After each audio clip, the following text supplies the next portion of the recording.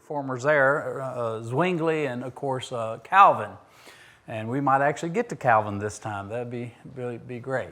So also we're going to see a little bit about how, you know, the feudal ages are fading away and we're moving more towards a more modern era. And that's a bunch of the topics. You can't even see that, I'm sure, but it lets you know there's a lot to cover. Okay, so what have we done so far? We've already seen that the ground has been plowed, it's been prepared. Some of the things aren't the best preparation, but it helped to prepare for the coming of the Reformation. The Avignon papacy, you know, the Babylonian captivity of the papacy, that really shocked a lot of people, made people aware of problems within the church. Then you got the Great Schism. Of course, this is actually the Great Papal Schism. The original Great Schism was a splitting of the Eastern Church from the Western Church, you know, Eastern Orthodoxy, you know, at Constantinople, and of course Rome leading the Roman Catholic Church. But this is when you had multiple popes, you know, the Great Schism. And we finally got up to 3 popes, and they all excommunicate each other. Okay, then of course you got, during that time period, you have the rise of Wycliffe in England, the Lollard movement, Peasants' Rebellion thereafter. And then of course we went some detail about Hus and the Hussites in Bohemia, which is Czech Republic today. And of course the church really got a black eye in that in terms of how they handled Hus. I think Pope John Paul XXII finally got around to apologizing for that, you know, what was done to Hus. And then, of course, you also, even after that, have a collection of popes who, during the Renaissance, behaved poorly. That's putting it mildly. And in fact, at the time of Luther, you got Julius II, who's known as the warrior pope, because he spent so much time literally leading his armies into battle. It is said, of course, you know, a clergyman could not use a sharp-edged instrument, but they could use a club. you know, they couldn't draw blood, but they could bash you over the head. And it said that Julius would go into battle hurling excommunications as he goes into battle. But needless to say, you know, there's Saint at Peace, the grasp of temptation. This part of the Northern Renaissance. And with all that, let's now get down to it. We also talked last time about Erasmus, John of Wessel.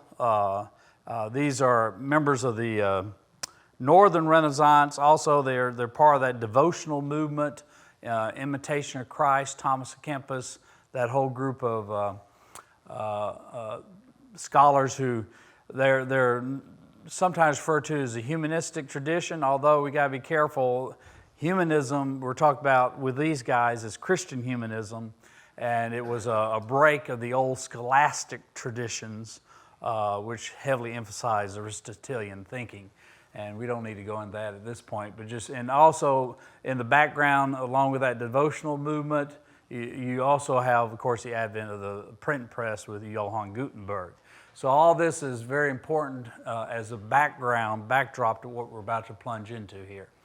Okay, and to set the stage, we've already covered some of this, but at the time of Luther, really the monastic orders had multiplied.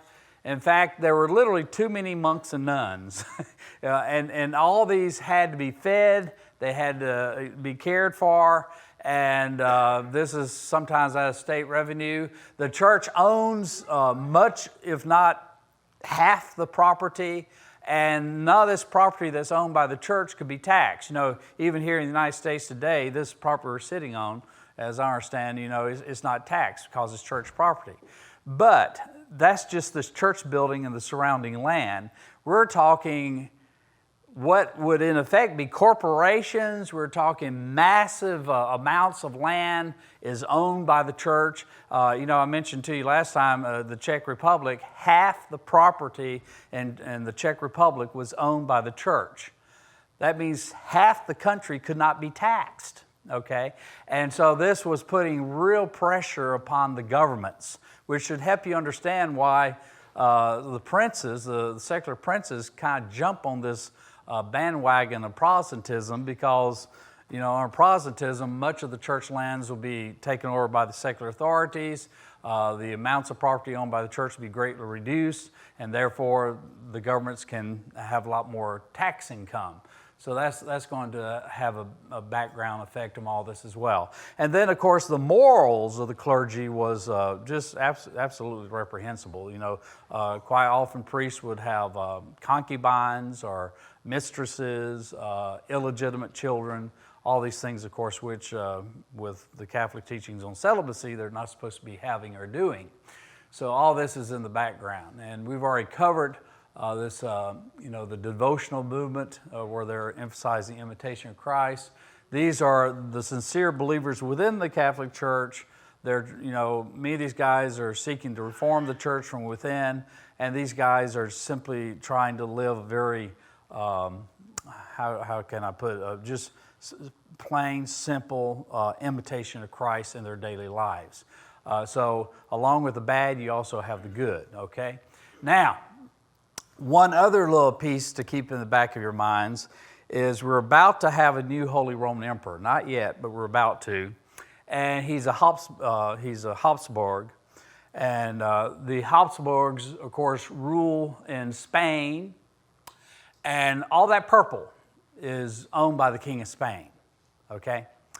And this is before he becomes Holy Roman Emperor. We're talking about Charles V, and at the time of becoming emperor, I think he's 18 or 19. Can you imagine, 18, 19-year-old? And that red line over there is the borders of the Holy Roman Empire. All that area that's not purple, he's about to also rule, you see? And when he becomes Holy Roman Emperor. So he is going to be one of the most powerful men in history. And guess who's going to have to stand up before him? Our little monk that we're studying today, Martin Luther, is going to have to stand before this guy. All right, so with that, let's jump into it. Now, this is probably the most accurate depiction of what Martin Luther actually looked like. And kind of looks a little grim there. Frederick the Wise, who is his prince at the time, who of course is going to protect him, he ordered his personal artist, court artist, to redo this and make him look nicer. Okay, but anyway, this is the monk Martin Luther. He is living contemporaneously with a new pope, which is Leo X. Leo X is actually a son of Lorenzo the Magnificent, who, of course, is of the Medici family. Some say the Medici or Medici. And, of course, they are the guys who nourish the Renaissance. They were bankers. Wild story about their origins, which includes piracy. But anyway, the Medicis, of course, helped literally begin the Renaissance by patronizing some of the greatest artists of the day there in Florence, Italy. And they are so fabulously wealthy because they won the papal bank account. They're the ones who took care of the money for the church. Therefore, they had just extraordinary amounts of money passing through their hands. And one of them, one of the children, is going to become pope. And literally, they bought the seat, okay? And you can see why they would want to have a member of the family in the papacy, because that guarantees a continued control of the papal revenue. So he, as popes go, there really isn't that much scandal about him. I mean, he's for the Renaissance, fairly decent pope. He is noted personally being kind of kind and generous, very much in love with classical literature and fine art. But that's one of the problems with him. He seemed to care about worldly things more than he did spiritual things. And he was quite the spendthrift. He acted as though the revenue of the church was his own personal income, and he spent it quite lavishly. And he starts running out of money, and of course he also wants to leave a legacy. Presidents and popes often do. And what he decides he wishes to leave for his legacy is going to be building a new cathedral for Rome, St. Peter's Cathedral. Now, to be fair, they did need to rebuild it. The cathedral standing at that time had been built by Constantine the Great. It was pretty old. It was dilapidated. It was almost falling down. And so they did need to fix it or repair it or rebuild it. But he, of course, decides it's going to be the fanciest cathedral ever built. And he's going to have his name on it. Now, ironically, he doesn't live long enough to see it finished. And the Pope that finishes is his name that's on it today, okay? So it's kind of ironic, considering all he's going to go through. And so he's going to enact this building program. The trouble is he's almost broke when he starts it. And so where are you going to get the money? Well, if you are a Roman Catholic and you travel to Rome and you go to St. Peter's, on one hand, I can imagine your chest being filled with pride at the incredible magnificence of this building. It really is a visual overload. It is one of the most beautiful buildings ever constructed, no doubt about that. But if you have a sense of history, that sense of pride and the magnificence of what our church built must be tinged with an incredible sadness at the same time. Because guess what the cost was? It was far more than money. It was splitting the church down the middle. It is this building, ironically, is sort of going to be the match that lit the fires of the Reformation. Because to build such a magnificent structure, he decides to use what is now a tried and true method of raising a bunch of cash. And guess what it is? Yes, I heard somebody say it back there.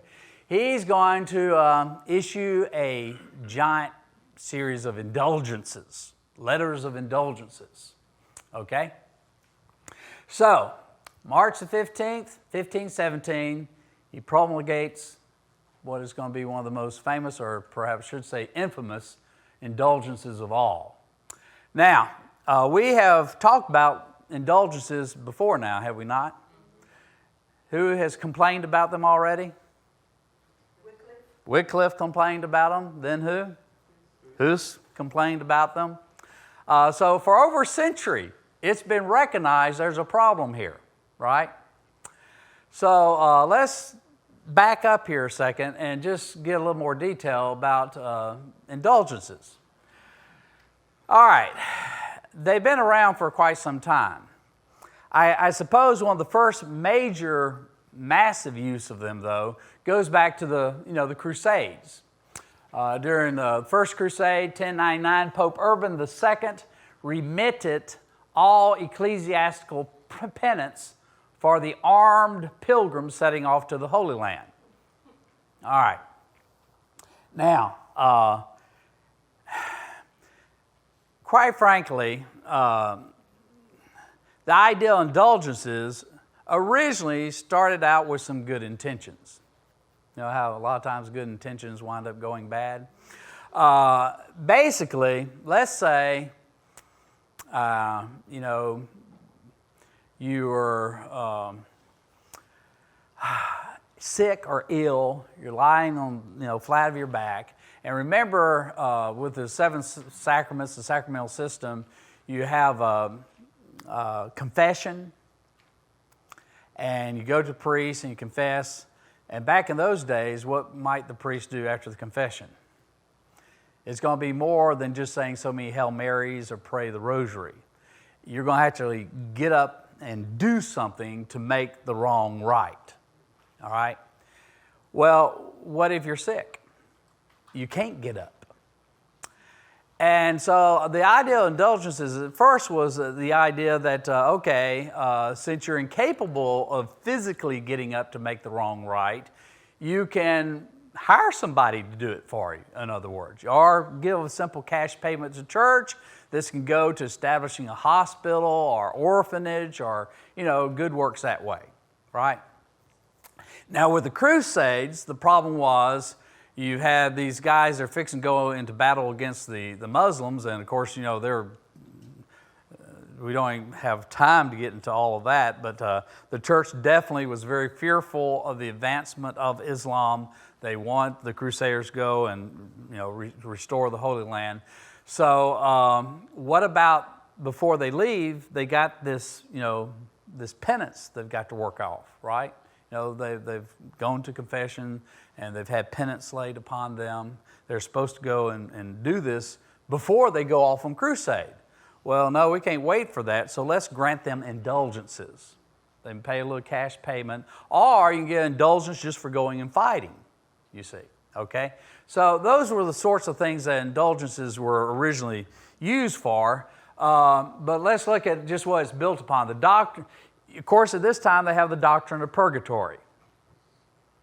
Now you can read all your New Testament and guess what you're going to find out? Huh?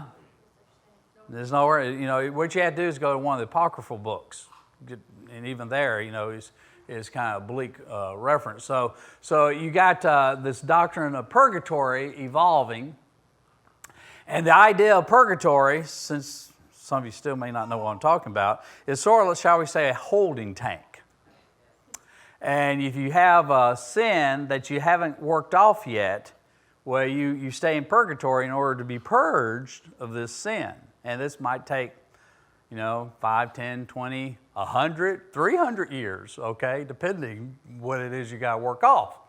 And so they have this idea of purgatory, and you go there first. Now,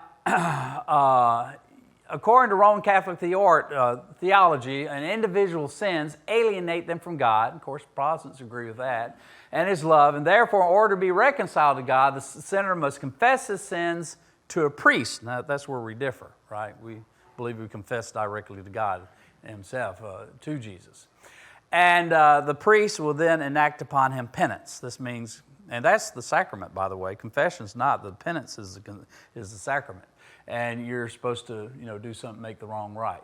Now, for example, an ex-thief must return stolen goods and then perform penance ordered by the priest, usually certain types of prayers or doing a good works. And this is temporal penance. This is what, the church can tell you to do to try to make the wrong right. But I do want you to understand, officially, the church never actually taught that you could buy your salvation, all right, and that you could buy forgiveness of sins. But this is what the church would put upon you for penance. You can do this to take care of that. Now, as time goes by, though, people begin to start acting as though they could buy forgiveness of sin. And the church sort of, well, that's really not right, but we're not going to say anything. Why? Money. Yeah, cash, exactly. And by the way, we read Luther's 95 Theses, and he gets on this issue of indulgences.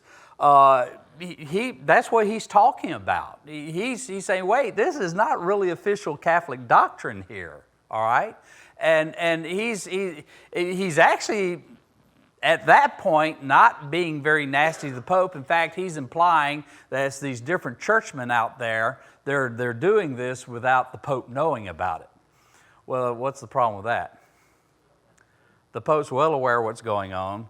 In fact, he's the one that enacted this indulgence. And, he really doesn't care if people believe that because he wants the money, And so anyway, in this doctrine of indulgence resting on three principles. One, God is merciful but also just. Christ and the saints, through their infinite virtue, establish a treasury of merit.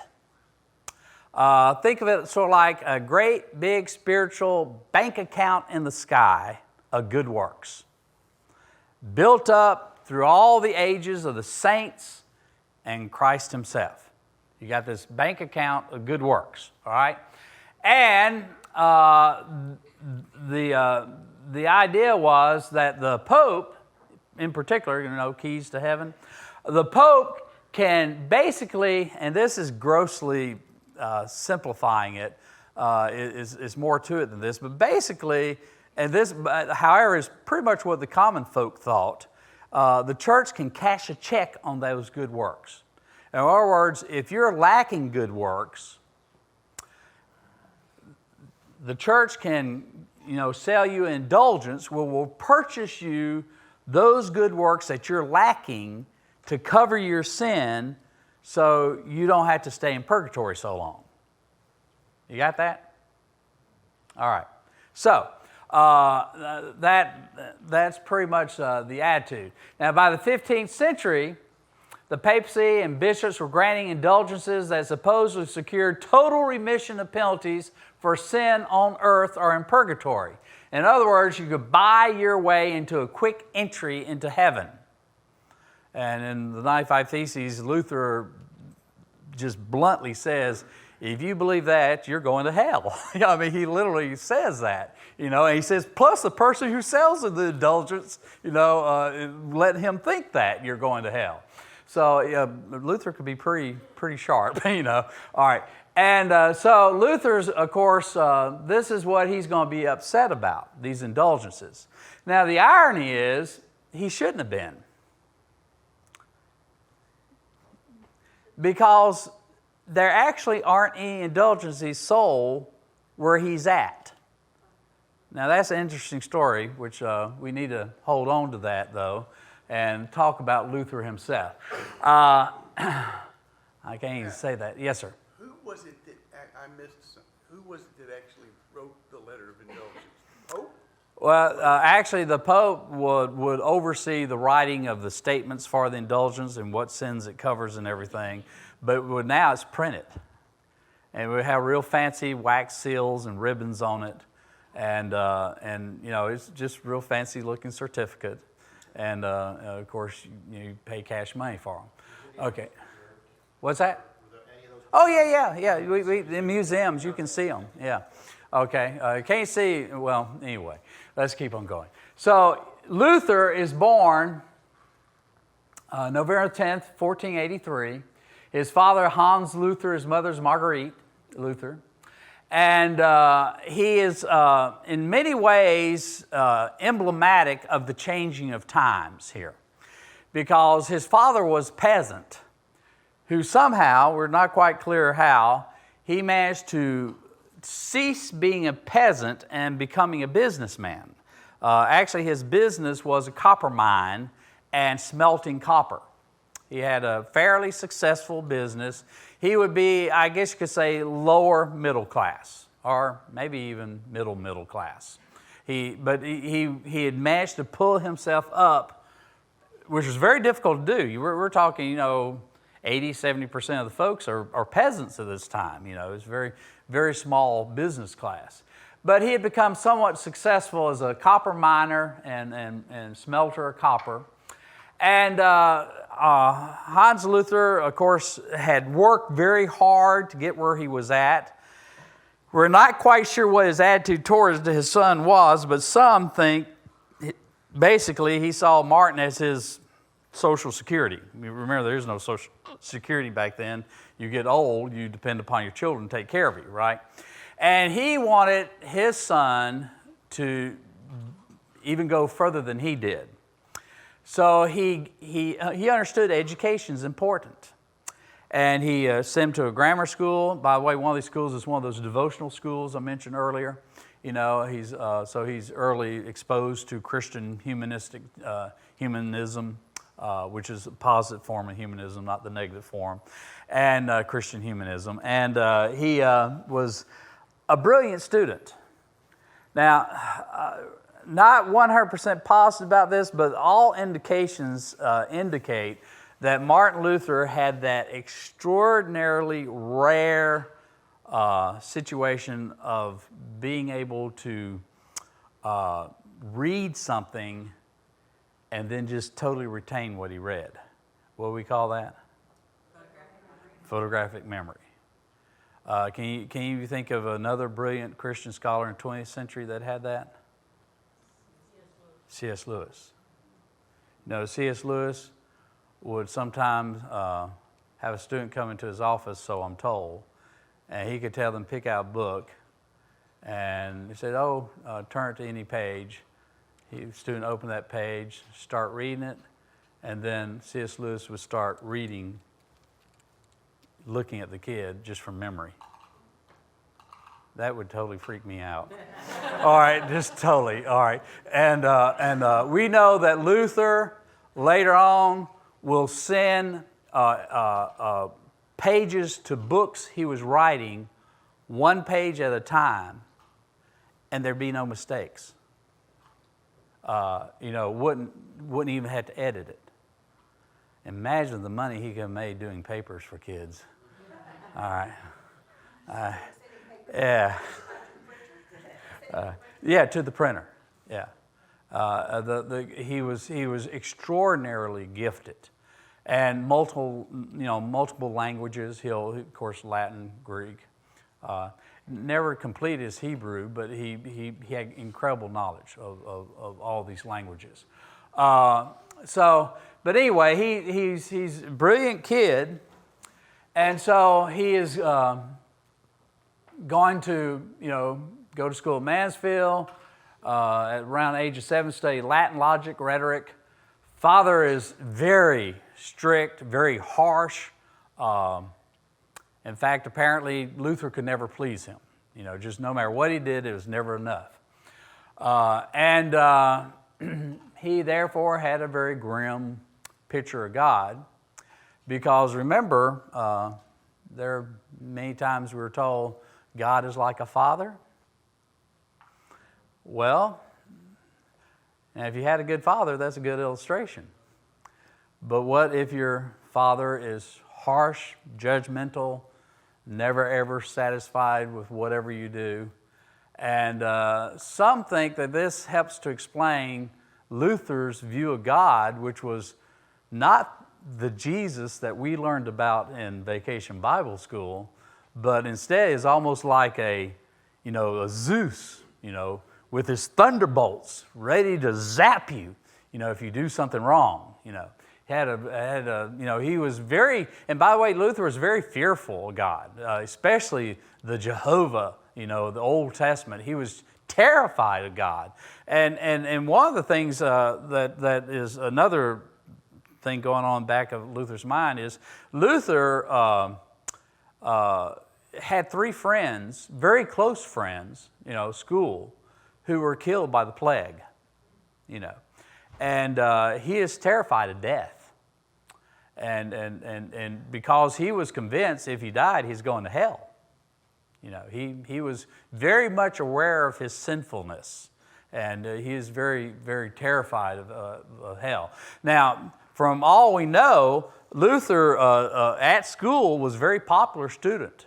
I mean, he's sort of like a jock with brains, okay? I mean, he was athletic. He was incredible charisma. He's the type of guy, he walks in a room, there's electricity in the air. Everybody knows it's going to be interesting because, that person that shows up and everybody's faces light up, that would be Luther. He is something of the comedian as well. In fact, he never did lose his comic wit. Even in his writings, he could be very harsh and just wailing on a particular topic, and then here comes this joke that's just out of nowhere and just hilarious, He always has a sense of wit, and he's an incredible singer, Of course, he discovered, you see, there's no jukeboxes, and y'all don't even know what jukeboxes are now, these young people. If you want music at a restaurant, it's sort of, Hispanic culture knows what I'm talking about. What you do in Hispanic restaurants, you hire who? The mariachis. Well, believe it or not, in Germany, they had the German version of mariachis, right? And Luther made a little extra spending money by singing, at the restaurants, which helps us to understand, when he later will famously takes, of course, in Germany, we're talking beer, right? Beer halls. And a lot of the songs he very much knew were these beer hall songs. And of course, some of these later become hymns. Now, there's a big debate about our God is mighty. What's the hymn? A mighty fortress is our God. Some say that was formerly a beer hall tune. I'm not totally sure about that, but that's one of the claims that's made about that.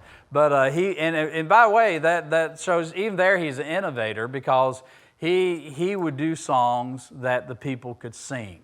And I know there's at the beginnings of what they call Jesus music, back in the 60s and 70s, there's this guy who wrote an article that says, "Why should the devil have all the good music?" And of course the point was, you could use music as a vehicle to communicate the Word of God, which he did beautifully, All right, so you have this,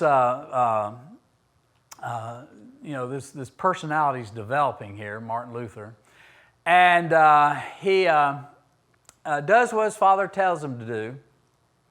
At age 14, goes on to Magdeburg for a year, then enrolled in Latin school in Eisenbach. And then in 1501, he begins on Master Arts in the law for the University of Erfurt. Okay. See, his father wanted him to be a lawyer, right? And by the way, if you're in college back in those days, you are also in church. All these university students would have a bald spot on their head. Ladies, sorry, y'all wouldn't be there. And that's called the tonsure. And so you're actually taking on lower orders just to be a university student. But the elder Luther had no intention of Martin staying in the church. He's just wanting to use the church to get his son an education, to make him a lawyer so he can be rich. And this shows quite a different attitude, because in the early medieval period, one of the highest vocations you could aspire for is to be a cleric, to be a priest or something like that. But Hans Luther, no, I want my son to be a lawyer. I don't want to be a priest. He's going to be horrified when that happens. Okay, so anyway, he's studying for the law, and he is going to complete that. And he goes home. They have a great big celebration, And then on his way back to university, you have that famous incident. Terrible electrical storm blows up, and he's riding on horseback back to school. And there's a little bit of controversy as far as the details, but we know basically he was frightened. Have you ever been out in a storm by yourself and that lightning starts striking about you, you start realizing real quick how small you are in the universe and how helpless you are. And either he got off his horse or he was still on his horse and, seeking shelter and not understanding what, lightning bolts really are. He does a very foolish thing. Yeah, he seeks out the protection of the biggest, tallest tree he can find. And guess what? Lightning hits it. Now, have you ever seen a tree hit by lightning? What actually happens, the lightning goes between the bark and the trunk of the tree. The sap is going up through that. And the sap is instantaneously vaporized. And it just explodes, right? And the force of the explosion knocked him, if he's on the horse, off the horse, if he's just standing cowering on the tree, just knocked him forward into the muck, face down. And now what I've already told you about Martin Luther, what do you think's going through his head? he's doing it. He's zapping me, okay? He's getting me, all right? He's got all this guilt that he's carrying about him. And so he exclaims, if you spare me, Saint Anna, I will become a monk. And if by magic, seems like, the storm began to subside.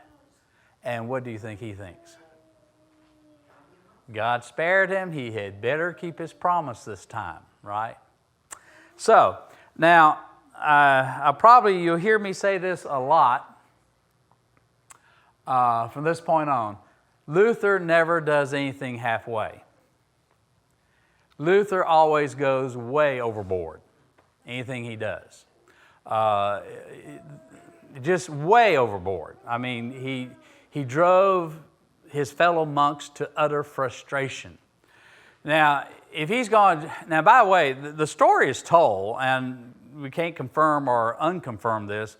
He goes back to school, has a party, invites all his buddies, and then at the height of the party, he says, well, guys, it's been great knowing you.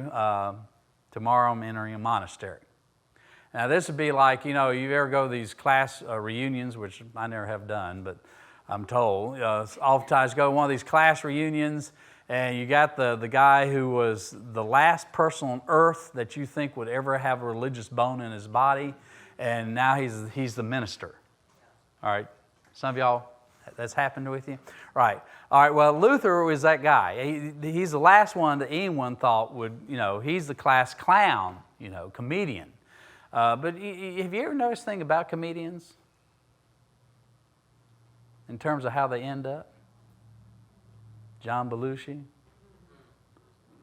You just name a whole list of them. What happened? Yeah, either dying drug overdose or suicide or... Yeah, oftentimes, I'm not saying this is true of all comedians, but it seems that quite a few, that is a mask that they put on to hide deep, deep troubles that they're having within. And this seems to be the case for Martin Luther. So if he's going to become a monk, I told you he never does anything halfway. So he's got to find the most over-the-top, hardcore, monastic movements he can get involved with. So he chooses the Augustinian Eremites. The Augustinian Eremites, and he thinks becoming a monk, that's going to solve these feelings of guilt and all these personal problems he's got. So he joins this monastery, and the Augustinians, Eremites, they had a reputation, where a lot of monasteries go soft. They start taking a lot of luxuries, and they have a pretty easy lifestyle. Oh, the Augustinians, boy, you work all day, and when you're not working, you pray, and you do confession, all this. Now, by the way, it is said that Luther would sometimes spend up to 3 hours confessing. He's in a monastery, okay? All right? I mean, most of his buddies, they're taking 10, 15 minutes to confess. He would do 3 hours, and then he still didn't feel like he'd confessed enough.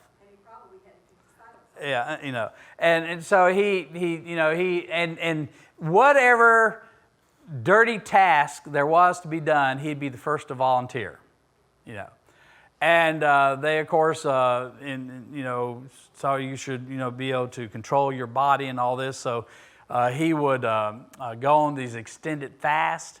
In fact, on one occasion, he didn't show up for the group meal. And he got passed because they knew he was on fast. But after 2 or 3 days go by and nobody's seen him, they get real worried.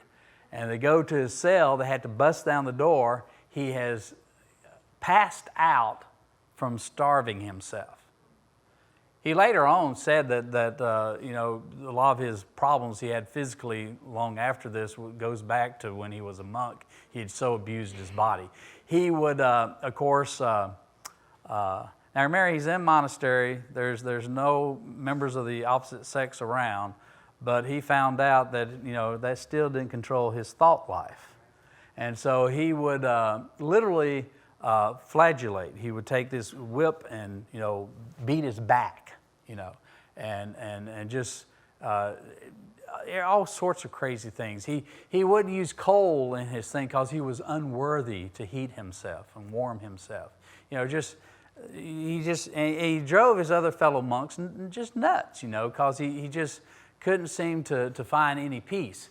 Now, fortunately, he's got a pretty wise guy there in charge of the monastery, Johann von Staupitz. And Staupitz, is going to begin to start taking actions that's going to help him. But this is what Luther himself said about this time period. This is a very famous comment by Luther. It says, "I was a pious monk, and so strictly observed the rules of my order that if ever a monk got into heaven by monkery, so should I have gotten there. If it had lasted longer, I should have tortured myself to death." And he's not joking here. Now, the thing about this is, though, you might think, boy, this guy is kind of crazy. But think of the depth of sincerity he has. Think about yourself. Have you considered your sin to the degree that he has? You gotta really take note of that. It's quite remarkable, and we've already covered this. So, despite all this, his conflicts persisted. No matter how much he fasted, no matter how much he prayed, no matter how much he confessed, he just could not get rid of this sense of sin. So Staupitz, who's the vicar there of the monastery, he and the brother monks, and I don't know how they did this because they're not supposed to have any money, but they somehow acquired enough money to purchase Luther a personal copy of the Bible, in Latin, of course. All right. This was extraordinarily rare to own your own Bible. In fact, Luther mentions the first time he ever saw a Bible was when he went to college. His great big massive Latin Bible chained to a stand. And he would spend hours reading it, at college. But this, he gets his own personal copy. And apparently they also purchased a copy of St. Augustine. Of course, it's Augustinian Eremites. Their monastery follows the teachings of Augustine. So they have the Confessions of Augustine. And remember, Augustine had a lot of problems too as a young man, and his confessions are quite remarkable telling of that story. So they thought, well, maybe Augustine, he'll read about Augustine, and maybe this will help him. Okay, well, that's fine and good. Well, but what if I told you about Martin Luther and reading? Yeah, Luther decides it's not good enough to read the Bible. He wants to memorize word for word, verse by verse, book by book. Why don't y'all try that? Okay? All right. And remember, he goes overboard. So he's memorizing the Bible. All right. Well, he's still not there. So Staupitz has an opportunity to get him out of the monastery. And we're not sure, but we think that's the reason he does this, try to get him away. And sends him on some sort of a mission to Rome. We're not quite sure what the mission was, but he and some other monks are sent to Rome. And there, Luther was all excited to get to go to Rome. I mean, this capital of Western Christendom, the Pope's there. You got all these relics, which at this point he's all for. And you got all these famous churches there. And so he does all the things that the Christian pilgrims of the day would do, go to these different sites. But when he gets there, he's kind of shocked because it's a tourist trap. I mean, and some of the clergy there very obviously are very cynical about all of this, and they only care about the money. It's very obvious. And he's also shocked at the sinfulness of the city. Houses of prostitution. And we got clerics going in and out, and this is in the open, and it's very shocking to see the behaviors. And of course, You have when the Pope travels, you have this extraordinary, lavish, retainers with him, and the clothing, the finest, and it's almost sickening to see how materialistic the church in Rome is. And this must have had a profound effect upon them as well. Now, there's a big debate over just when this particular part of his conversion takes place. Some say it happened when he's on the Scala Santa, that famous place where you crawl up these stairs and you're supposed to kiss each stair and pray on each step as you go up. Some say no, it was after he got back. He himself says it was in the tower that he had this experience. But that's writing many years later. So we're not quite sure, but basically whenever, wherever it happened, he is apparently just like some of us, have our, well, I'm so old-fashioned, I still have my iPod, Bible on iPod, and you can listen to it, right? Okay, that's something. iPods are antiques now. But anyway, he would play it through his mind, And so he's going through a passage in St. Paul's epistle to the Romans, and he gets to chapter 1, verse 17. The just shall live by faith. And he had what I would call a theological aha moment. Now, the only thing I can say to maybe help you relate to this, from a different direction is math. All right? I'm so proud of my daughter. She made A on her physics test. I would never do that. Math was never my subject, okay? And I could work on problem. And some of y'all have had the experience working on a difficult mathematical computation problem. And then, aha, eureka, I see the answer now, right? That almost never happened to me. But anyway, he had this theologically speaking, okay? What had he been trying to do to get to God? Everything I've told you. He's been trying to what? Work his way to God. And you got to give him credit. Boy, did he try. But what does he realize? It's not by works. The just shall live by faith. And he now realizes it is a gift granted by grace, undeserved, unmerited favor from God. And it's just like 10 tons of sin roll off his back. There's a beautiful depiction of this in an actual movie. Anybody ever seen The Mission? There's that famous scene where, well, we won't get into that, but it really illustrates this very, very well. So now this is going to be, one of the keys to the Protestant movement. This understanding, this conception that we're saved by grace through faith and not by works, lest any man should boast.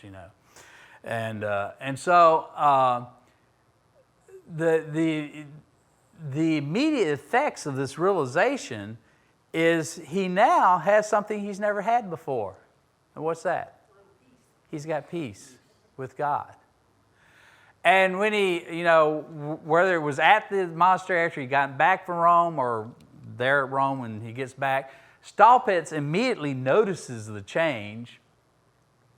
Okay, for it is by grace you've been saved through faith. This is not from yourselves, it's a gift of God, not by works, so that no one can boast. Ephesians 2:8-9. Put these two together and you have the foundations for Protestantism. And so he's going to go back. Staupitz already had him teaching at a little new college called Wittenberg, the College of Wittenberg. He is now going to complete his doctorate of theology. And by the way, he's finally reconciled with his father. That's good news too. And so he starts teaching at the University of Wittenberg. And guess what book he he chooses to especially emphasize in his teaching? Book of Romans. Yeah, he just becomes a master of the book of Romans, you know. And he's fulfilled wonderful relationship with his college students. And notice he's in the Catholic Church still. In fact, we could probably leave Luther at this point and we would never have heard of him. All right? Other than he was a very successful teacher, this real small little college, be about the size of little, junior college here in town, right? Okay. He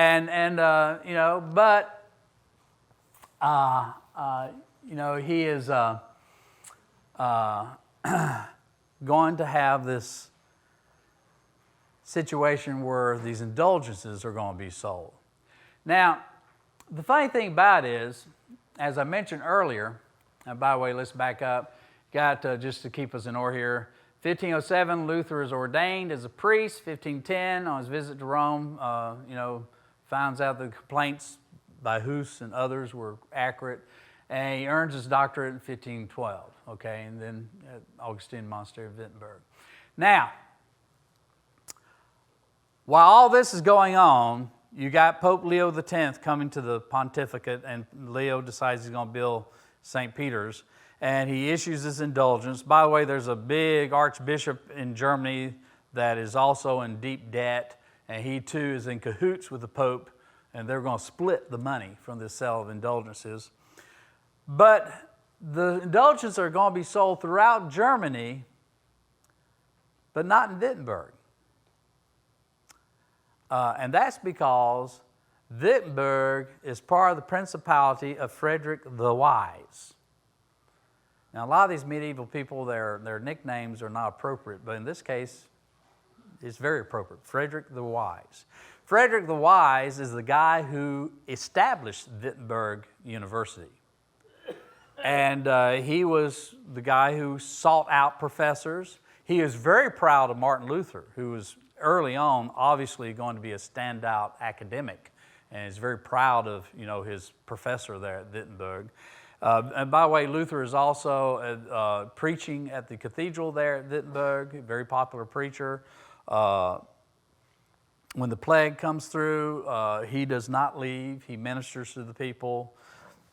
I can say miracle God, he doesn't get it, But anyway, and so he's already established a sterling reputation with the people there in Wittenberg. He's beloved by the students. He's beloved by the common folk because they've heard him, preach. And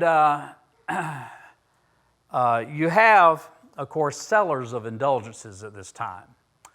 And the guy that's going to be coming not to Wittenberg but next door, Thuringia, Jutenborg. It'd be like Navasota, only closer. Just across the border, he can come to Jutenborg. But he's not allowed to come because Frederick the Wise says, y'all have sold indulgences in my kingdom before, and then I found out you didn't actually use the money for what you said they were being sold for, so no more indulgences sold where I'm at. All right? Well, fine and good, but some of the college students decide they want to go hear this guy. Believe it or not, that was the rock star of the day.